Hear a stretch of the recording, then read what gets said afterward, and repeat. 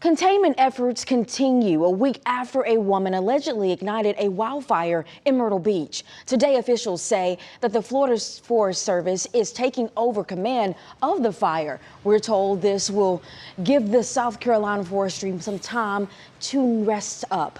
As of today, the size of the fire remains at more than 2,000 acres and is 55% contained. Well, earlier this week, the Forestry Commission arrested 40-year-old Alexandria Biolso and says she is facing 2 fire-related charges. Officials say she allowed a debris fire to get out of control.